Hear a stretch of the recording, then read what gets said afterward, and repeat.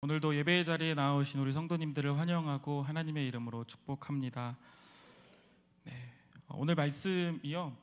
저희가 이제 교역자들이 책 한 권을 함께 보면서 목차별로 함께 말씀을 준비하고 있는데 사실 오늘 말씀이 제가 3주가 밀린 거거든요. 근데 한 달 전쯤에 이제 책을 펼쳐봤는데 제 차례가 유혹이더라고요. 그래서 조금 책 내용을 살펴보기도 전에 제목만 보고 조금 부담스러운 주제다라는 생각으로 말씀을 열심히 준비해봤습니다. 참 불편한 게 많은 세상입니다. 도움이 되라고 누구에게 이렇게 조언을 해주면 되려 듣는 소리는 꼰대라는 소리를 듣습니다. 그리고 소신 있게 소신을 가지고 어떤 이야기를 하면 MG 같다라는, 요즘 세대를 통틀어서 MZ 세대라고 부르는 거 아시죠?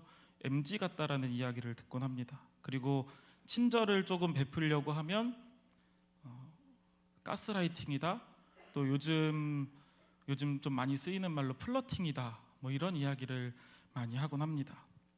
한동안 가스라이팅이라는 말이 많은 사람들이 입에서 오르내렸습니다. 사실 근데 가스라이팅은요, 상대방의 심리나 상황을 교묘하게 조작해서 스스로 결정하지 못하게, 그래서 그 나의 결정을 나를 깬 그 사람에게 의지하게끔 하는 그런 용어라고 합니다.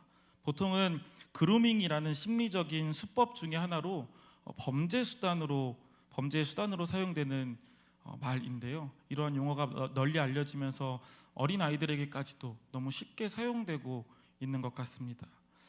비슷한 말로 아까 말씀드렸던 조금 더 순한 의미인데요. 플러팅이라는 말이 있습니다.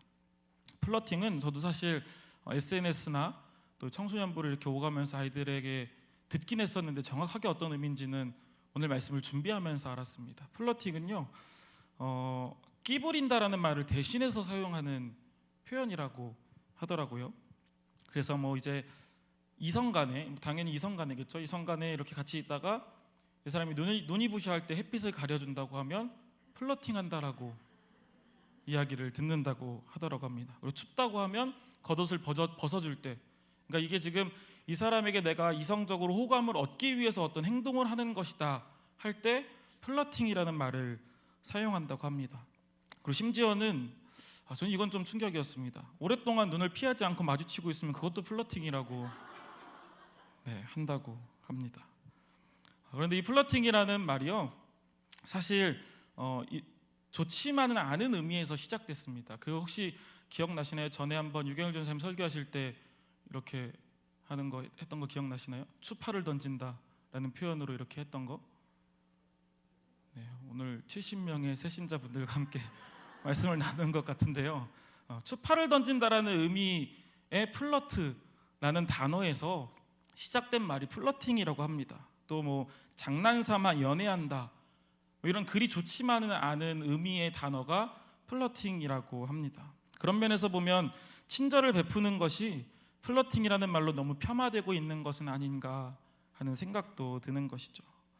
이러한 가스라이팅이나 플러팅, 이것은 모두 유혹의 의미를 가지고 있는데, 말씀을 준비하면서 아까 처음 말씀드렸던 유혹이 무엇인가 살펴보니까 사실 유혹이라는 말 자체에는 좋은 의미가 없더라고요. 유혹이라는 말 자체의 뜻이 꿰어서 정신을 혼미하게 하거나 좋지 아니한 길로 이끔, 혹은 성적인 목적을 갖고 이성을 꿰임, 이런 단어가 유혹이라는 단어라고 하더라고요. 오늘 함께 나눌 하나님의 지혜가 바로 이 유혹에서부터 우리가 어떻게 이겨낼 수 있는가에 대한 말씀입니다. 사실 오늘 본문은 7장 1절부터 5절까지 읽었지만 7장 전체적인 내용을 함께 우리가 이해하고 있어야 합니다. 그래서 제가 7장의 내용을 간단하게 말씀드리면, 간교한 여인이 지혜 없는 남자를 꿰는 이야기입니다. 지혜 없는 남자가 길을 가고 있을 때 간교한 여인이 그 남자를 와락 앉더니 입을 맞추고 이렇게 이야기하는 겁니다. 나는 화목제를 드려서 이제 하나님과 그리고 그 어떤 다른 이웃과 껄끄러움이 전혀 없는 상태입니다. 그리고 나는 방금 화목제를 드렸기 때문에 풍성한 식탁이 준비되어져 있습니다. 내가 여태까지 당신만을 애타게 기다리고 있었는데 이제 나타났군요. 제 남편은 돈을 가지고 15일 동안 여행을 갔습니다. 그리고 내가 우리 집을 예쁘게 꾸며놨으니까 우리 집에 함께 가지 않을래요? 라고 간교한 여인이 지혜 없는 남자에게 이야기를 하는 것입니다. 그리고 그 지혜롭지 못한 남자는 바로 그 여인을 따라가는 내용이 잠언 7장에 담겨 있는, 오늘 읽은 본문 이후에 있는 6절부터 나와 있는 내용입니다. 잠언 7장의 내용은 방금 말씀드린 것처럼 성적인 유혹에 대해서 이야기하고 있는 것이 맞습니다. 그러나 오늘 우리는 조금 더 폭넓은 의미에서 우리 삶에 찾아오는 유혹에 대해서 함께 말씀을 나눠보고자 합니다. 오늘 말씀을 준비하면서 살펴본 팀 캐롤러 목사님의 오늘을 사는 잠언이라는 책을 보면요, 유혹은 우리에게 단계적으로 1단계, 2단계 단계적으로 찾아온다고 합니다. 첫 번째 단계는 이러합니다. 합리화를 한다라는 것입니다. 오늘 본문이 담긴 잠언 7장 14절을 보면 이렇게 이야기합니다. 내가 화목제를 드려 서원한 것을 오늘 갚았노라. 아까 말씀드린 것처럼 남녀가 이제 집에 가서 함께 화목제사를 드리고 일부분을 제사장에게 떼어놓고 나머지 가지고 와서 남은 제사에 남은 음식 고기를 함께 먹는 것입니다. 화목제를 드렸기 때문에 하나님과 나는 더 이상 껄끄러움이 없는 깨끗한 상태입니다 라고, 그래서 이제 나는 죄를 지어도 됩니다 라고 합리화를 하고 있는 것이죠. 어리석은 짓 아니겠습니까? 하나님은 나를 용서해 주시는 분이니까, 그리고 나는 지금 방금 제사를 드려서 깨끗해졌으니까 잠깐 또 내 마음대로 살다가 죄를 지으면 뭐 또 용서를 구하면 되지, 또 제사를 드리면 되지, 그러면 용서해 주실 텐데 라고 생각을 하는 겁니다. 나는 예배 드렸으니까 또 한 주간 지은 죄 다 용서를 받았어. 내가 교회를 다니는데 이번 주에도 굳이 아침 일찍 일어나서 교회 가서 예배 드리고 왔어 라고 스스로를 합리화하고 예배 드리는 것에 대해서 자기 스스로 이해하고 판단하는 것입니다. 이것이 바로 우리가 유혹에 지고 있다라는 첫 번째 단계, 첫 번째 증거다라는 것이죠. 예배드림은 우리의 자격을 갖추기 위한 수단이 아니라 감사와 기쁨으로 하나님께 마땅히 드려야 하는 거룩한 제사인 줄로 믿습니다. 두 번째 단계는 이것입니다. 과장된 약속도 믿는다라는 것입니다. 15절을 보면 이러므로 내가 너를 맞으려고 나와 내 얼굴을 찾다가 너를 만났도다. 무슨 말입니까? 내가 당신만을 애타게 기다렸습니다. 내가 여태까지 이 자리에 서서 당신이 오기만을 기다렸습니다. 내가 평생토록 찾던 사람이 당신입니다. 말도 안 되는 이 과장, 이 거짓말에 넘어가는 것입니다. 나를 위해서 준비했다며 과한 선물을 받게 되는 것이죠. 그리고 그 선물로 인해 내 마음이 뺏기고 점차 그 선물이, 돈이, 세상이 내 마음의 상당 부분을 차지하게 됩니다. 사실 그런데 그 선물은요, 애초에 나를 위해 준비한 선물도 아니었습니다. 그런데 1단계에서 이미 합리화가 끝난 상태이기 때문에 나를 위한 선물이구나, 그럼 이제 내가 깨끗해졌으니까 하나님은 또 용서해 주시니까 이 선물을 내가 받아도 돼 라고 생각을 한다라는 겁니다. 결국 예수님이 있어야 하는 내 마음속 가장 귀한 자리에 예수님이 아닌 세상의 것들로 하나씩 채워나가기 시작하는 것이죠. 세상이 나를 그렇게 과장해서 속이고 꼬시고 있는 것입니다. 이제 우리는 자랑할 것을 찾아서, 내세울 것을 찾아서 내 안에 하나씩 이 세상의 것들을, 나의 욕심을, 이 세상이 나에게 주는 과장된 것들을 채우며 나아갑니다. 하지만 우리는 세상의 기준에서 바라볼 때에 초라하고 볼품없을지라도 우리의 생명 되신 예수님만을 바라보고 예수님을 주인으로 인정하고 섬기고 또 예배하는 우리 성도님들 되시기를 소망합니다. 유혹의 세 번째 단계는 조금 더 적극적입니다. 향수와 화려한 장식과 신체적인 흥분, 오감을 자극하는 것입니다. 16절부터 18절을 보면 이렇게 이야기합니다. 내 침상에는 요와 애굽의 무늬 있는 이불을 펼고 모략과 침향과 계피를 뿌렸노라. 오라, 우리가 아침까지 흡족하게 서로 사랑함으로 희락하자. 적극적으로 이제 오감을 자극하며 꼬시기 시작하는 것이죠. 사실 이미 마음이 완전히 넘어가 버렸습니다. 게다가 인간의 오감을 자극하는 온갖 것들로 나를 유혹하기 시작합니다. 어떻게 가만히 있을 수 있겠습니까? 그동안은 사실 최소한의 양심에 찔려서라도 안 하고 있었는데 사실 그 양심마저도 이미 전 단계에서 다 없어져 버렸거든요. 나의 몸과 마음, 생각 모든 것을 이제는 스스로 통제하기에 불가능한 상태에 이르는 단계가 이 세 번째 단계라는 것입니다. 그리고 사실 이 엄밀히 말하면 이 세 번째 단계는요, 유혹의 단계라고 말하기도 굉장히 애매합니다. 이미 넘어가 버린 것이거든요. 이미 나의 오감을 자극하는 것들에 내 전인적인 모든 것을 빼앗긴 상태입니다. 여기서도 끝날 수 있는데 뒤늦게라도 우리가 정신을 차릴 가능성이 있죠. 그런데 뒤늦게라도 정신을 차린 우리를 다시 한번 흔들어 놓는 유혹의 마지막 단계도 있습니다. 무엇이냐면 우리를 안심시키는 말입니다. 19절부터 20절까지를 보면요, 남편은 집을 떠나 먼 길을 갔는데 은주머니를 가졌은즉 보름날에나 집에 돌아오리라 하여. 나와 함께 우리 집에 갑시다. 우리가 서로 사랑합시다. 남편이 돈을 가지고 나갔는데 보름이나 뒤에 와요. 무슨 말입니까? 아무에게도 걸리지 않을 거예요. 아무도 우리에게 뭐라 하지 않을 거예요. 그러니까 함께 나아갑시다 라고 이야기를 하는 것이죠.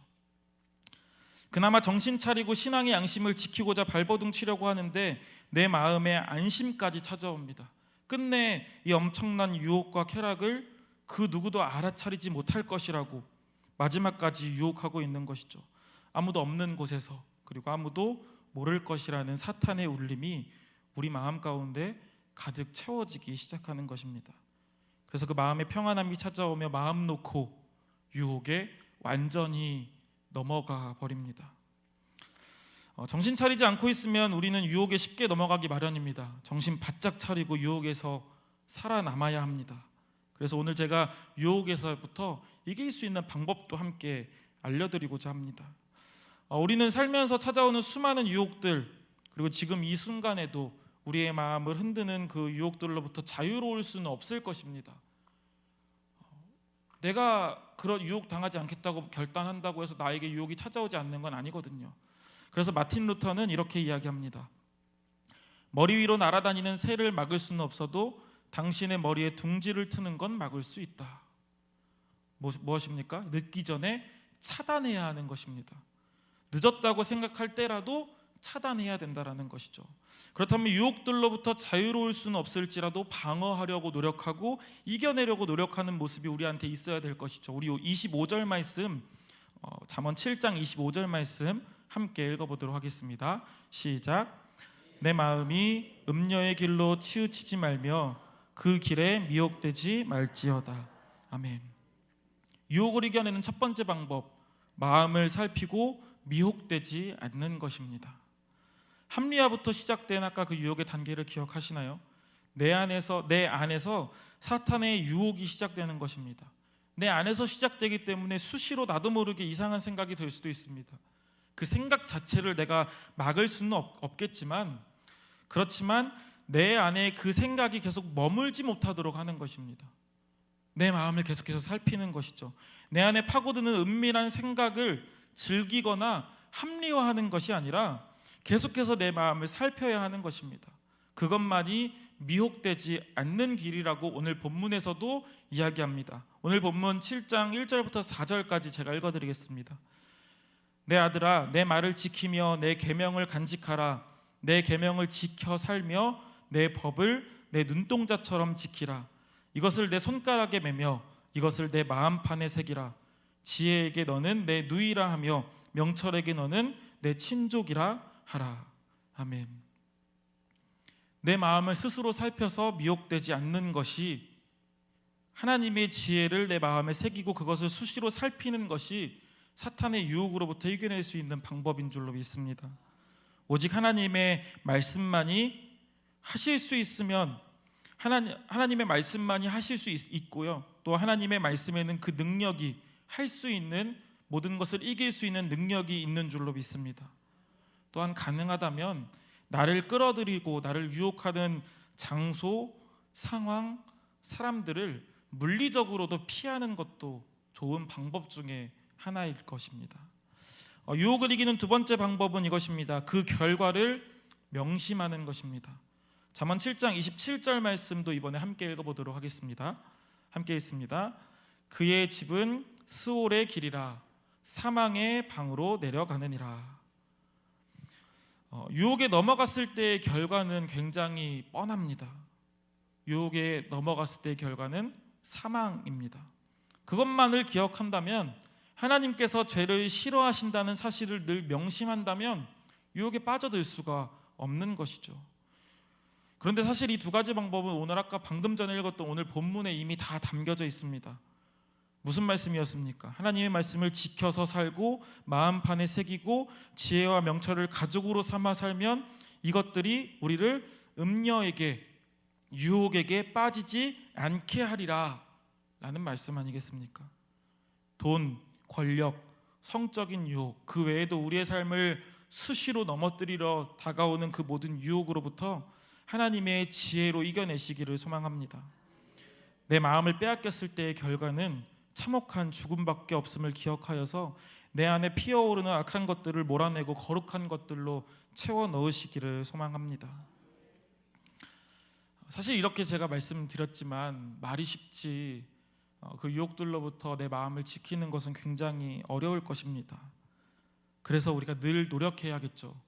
근데 이렇게 지나가면 잊으실 것 같아서 조금 생소한 단어로 우리가 함께 이 유혹을 이기는 방법을 기억하고자 합니다. 오늘 말씀 제목, 계달의 장막에서 벗어나는 길. 계달의 장막에서 벗어나는 길.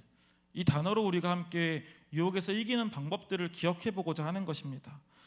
계달의 장막이라 하면 우리에게 익숙한 말씀이 있습니다. 아가서 1장 5절 말씀인데요, 우리 함께 읽어보도록 하겠습니다. 예루살렘의 딸들아,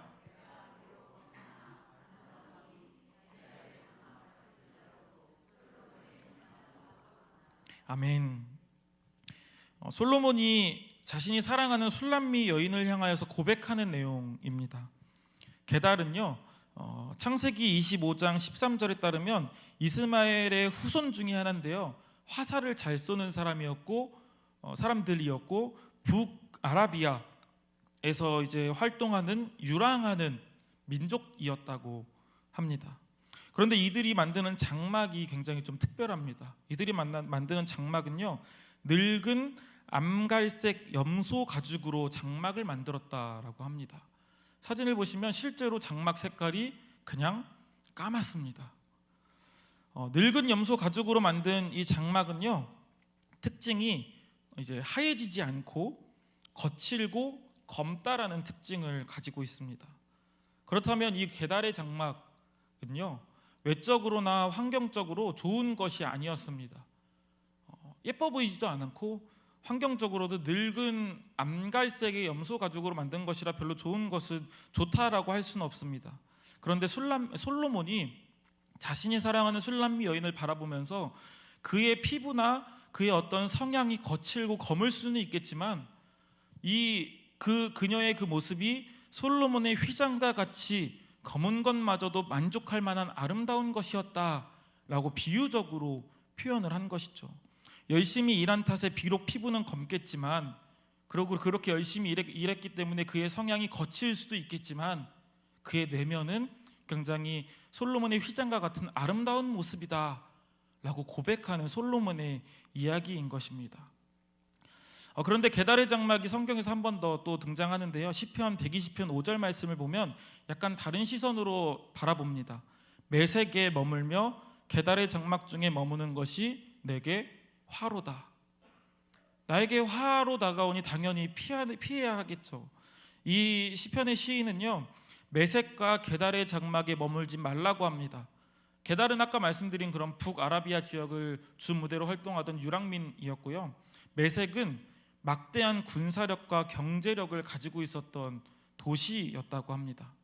그런데 이 메색과 계달은 이스라엘 북쪽과 남쪽의 이스라엘 근처에 머물면서 호전적인 전쟁을 좋아하는, 수시로 이스라엘을 괴롭히던 민족들이었다고 합니다. 그러니까 메색에 머물며 계달의 장막 중에 머무는 것이 내게 화로다. 답은 이미 나온 것입니다. 나를 괴롭히는 사람 곁에 있을 이유가 어디 있겠습니까? 그래서 그 가운데 머물지 말고 계달의 장막에서 벗어나라고 우리에게 이야기하고 있는 것이죠. 처음에 살펴본 아가서에서는 계달의 장막을 비유적으로 표현했던 것이지 계달의 장막 자체가 좋다고 한 것이 아니었습니다. 계달의 장막은 근본적으로 악한 사람들의 장막인 것이죠. 이스라엘을 수시로 괴롭히는 악한 사람들의 장막이었습니다. 그 계달의 장막이 늙은 암갈색의 그 염소 가죽으로 만들었기 때문에 실제로 튼튼할 수도 있습니다. 그러나 악한 사람들이 머무는 땅에서 그 장막이 튼튼하다는 이유로 굳이 그리스도인들이 그곳에 머물 이유는 없다라는 것이죠. 사탄이 우리를 꼬시는 방법도 이와 같습니다. 다르게 말하면 사탄이 우리를 유혹하는 방법도 이와 같습니다. 그럴 법하고 믿을만하고 혹할 만한 것들로 우리에게 다가옵니다. 그러니까 유혹이지 않겠습니까? 믿을만하지도 않으면 혹할 만하지도 않으면 유혹 자체가 성립되지도 않는 것이죠. 그럴 법하고 믿을만하니까 그 유혹을 받을 때 나도 모르게 내 스스로 합리화하고 과장되는 것도 믿고 내 오감을 자극하면서까지 마지막까지 안심시키는 것, 처음에 말씀드렸던 것 기억하십니까? 사탄이 우리를 가스라이팅하고 플러팅하는 것입니다. 절대로 그 유혹에 넘어가서는 안 됩니다. 더 이상 우리에게 튼튼하다고 평안히 사탄이 우리에게 시키는 일만 그렇게 하라고 속삭이는 계달의 장막에 머물 이유가 없다라는 것이죠. 그런데 우리의 삶을 정작 바라보면 우리의 삶은 솔로몬의 휘장이라고 하기보다는 계달의 장막에 조금 더 가깝습니다. 좋지 않은 것을 알면서 머물고 싶어 합니다. 좋은 것은 아니지만 그것이 우리에게 안일함을 주기 때문입니다. 또 검은 것이지만 우리에게 안일함을 가져다 주기 때문입니다. 우리의 삶을 바라보면 떠나야 하는 것을 알지만 쉽게 떠나기로 결단하지 못하는 영역들이 있지 않습니까? 그것을 오늘 떠나야 한다라고 그 유혹의 자리로부터 아예 벗어나야 한다라고 분명히 말씀하고 있는 것입니다. 출애굽의 여정을 떠났던 이스라엘 백성들의 모습을 떠올리면 조금 더 이해하기 쉬우실 것입니다. 430년간의 노예 생활에서 자유로워지는 선택을 해서 애굽에서 나서는 것 아닙니까? 분명히 그 길은 좋은 길입니다. 애굽을 떠나는 길은 자유를 찾아 나아가는, 하나님을 향해 나아가는 분명히 좋은 길입니다. 애굽은 이스라엘 백성들에게 있어서 계달의 장막이었던 것이죠. 자신들을 괴롭히는 사람들의 땅, 그냥 그곳에 잠시 머물렀던 땅입니다. 나를 괴롭히는 사람들의 땅에서 나를 괴롭히기는 하지만 실제로는 애굽은 가장 안전한 나라이지 않았겠습니까? 그런데 이제 진짜 자유함을 찾아서 떠났는데 머지않아 이스라엘 백성들이 이렇게 소리치는 겁니다. 출애굽기 14장 11절을 보면 그들이 또 모세에게 이르되 애굽에 매장지가 없어서 당신이 우리를 이끌어내어 이 광야에서 죽게 하느냐? 어찌하여 당신이 우리를 애굽에서 이끌어내어 우리에게 이같이 하느냐? 당신들이 자기들이 자유를 찾아서 모세를 따라 나서 놓고선 머지않아 불편함이 찾아오니까 모세에게 따지는 것입니다. 좋지 않음을 알면서 차라리 내가 다시 노예가 되겠습니다. 이곳에서 당신과 함께 죽느니 그냥 좋지 않았던 애굽이라는 그 계달의 장막으로 내가 돌아가겠습니다 라고 이야기를 하고 있는 것입니다. 한마디로 말하면 굉장히 어리석은 것이죠. 우리의 삶의 모습을 떠올려 보면 결코 이와 다르지 않을 것입니다. 기도하고 결단하며 한 걸음을 내딛지만 그 걸음은 결코 우리에게 순탄함을 가지고 오는 것은 아닙니다. 기도하고 결단하고 믿음의 발걸음을 옮겼다고 해서 우리의 삶이 평탄하고 평안한 것은, 그게 보장된 것은 아니거든요. 그리고 우리가 함께 기도하고 있는 한걸음 동행축제의 동행 VIP들, 그들이 결단해서 우리 교회로 한정 짓겠습니다, 반월중앙교회에 한 걸음을 내딛는다고 해서 그들의 삶의 환경들이, 상황들이 다 평탄해지는 것은 아닐 것입니다. 우리도 마찬가지고 그들도 마찬가지고 그들의 삶의 자리에서 여전히 평탄하지 않았을 때에 다시 한 걸음 후퇴해서 이전의 삶의 자리로 돌아가려고 합니다. 그 자리가 훨씬 익숙하고 재밌는 삶이거든요. 그 자리가 훨씬 편한 삶이고 여러모로 불편한 것들도 있겠지만 사실 그 자리로 돌아가는 것이 훨씬 좋거든요. 하지만 명확하게 오늘 말씀은 우리에게 이야기합니다. 돌이킨 그 삶은 우리에게 화를 가지고 오는 계달의 장막에 불과하다라는 것입니다. 그 결과는 간교한 여인의 유혹에 넘어가 스올의 길, 사망의 방으로 내려가는 뻔한 결과뿐인 것입니다. 우리를 넘어뜨리고 괴롭히는 사탄의 땅에 거할 수는 없지 않겠습니까? 말씀을 정리하겠습니다.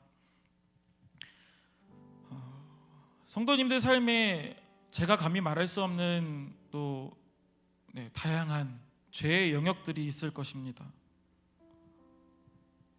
그런데 우리가 신앙으로 또 예수님 안에서 결단하고 그 계달의 장막에서 벗어났다면 이제는 다시는 그 계달의 장막으로 들어가지 않도록 그 계달의 장막 문을 걸어 잠그시기를 소망합니다.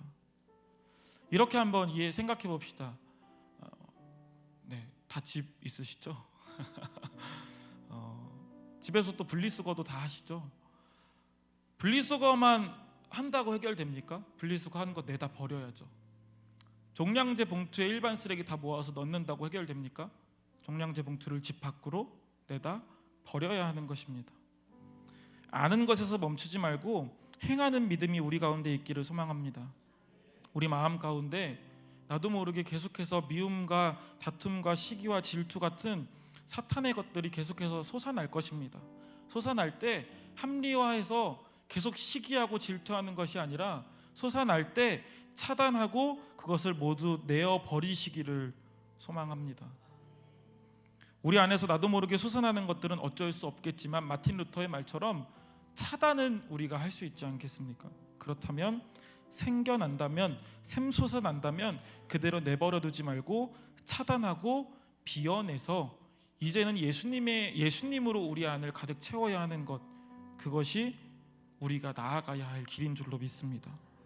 그리고 내가 먼저 그러한 삶을 살아가야, 그래야 가정에서의 자녀 교육이, 교회에서의 자녀 교육이 더 하나님 보시기에 합당히 하실 만한 방법으로 이루어질 줄로 믿습니다.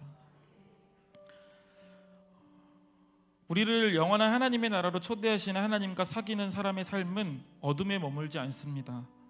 또한 더 이상 그 유혹에도 흔들리지 않습니다. 하나님께서 빛 가운데 계신 것 같이 우리도 계달의 장막을 박차고 일어나 우리도 함께 하나님, 빛이신 하나님 그 빛 가운데 거해야 하는 것입니다. 오직 하나님의 말씀만을 우리 마음에 새기고 우리의 죄를 사하시며 모든 불의에서 깨끗하게 하실 하나님과 함께 영원한 사귐으로 나아가는 저와 그리고 하나님께서 사랑하시는 우리 모든 성도님들 되시기를 간절히 소망합니다. 기도하겠습니다. 할렐루야. 사랑과 은혜가 많으신 주님, 우리는 오늘도 수시로 시시때때로 우리를 넘어뜨리려 하는, 우리를 죽음으로 몰아가는 사탄의 유혹에 넘어집니다. 또한 사탄의 그 속삭임에, 사탄의 그 울림이 내 마음을 가득 채워 내 안에 죄의 길로 빠져가려고 하는, 스올의 길, 사망의 방으로 들어가려고 하는 마음이 우리 안에 계속 솟아납니다. 그래서 이 시간 우리가 우리를 모든 불의에서 깨끗하게 하실 예수 그리스도만을 의지하기로 결단합니다. 주님, 우리의 마음을 붙들어 주시어서 악한 것들로부터 이겨내게 하시고 그 유혹에 넘어가지 않게 하시고 결단하여 내 하나님의 말씀을 내 마음판에 새기며 그 하나님의 말씀을, 하나님의 지혜와 명철을 나의 가족으로 삼아 하나님의 말씀과 함께, 그 능력의 말씀과 함께 매일의 삶 속에서 승리하며 나아가는, 하나님의 지혜로 이 땅을 주님 보시기에 합당한 모습으로 살아가는 하나님의 거룩한 자녀들 될 수 있도록 인도하여 주시옵소서. 또한 우리의 삶에 여전히 찾아오는 어려움과 환난과 고난들로 인하여 다시 계달의 장막으로 들어가려고 합니까? 우리의 모든 것을 아시는 주님, 우리의 마음을 더욱더 굳건하게 하여 주시어서 이제는 계달의 장막으로 들어가지 않고 그 계달의 장막을 박차고 나와 빛 대신 하나님 안에 거하는, 또한 내 안에 하나님께서 임하신 것과 같이 나도 하나님 안에 거하며 나아가는 하나님의 거룩한 자녀들로 거듭나는 우리 모두의 삶이 될 수 있도록 인도하여 주시옵소서. 언제나 우리와 동행하실 주님을 믿으며 감사하며 예수 그리스도의 이름으로 기도합니다. 아멘.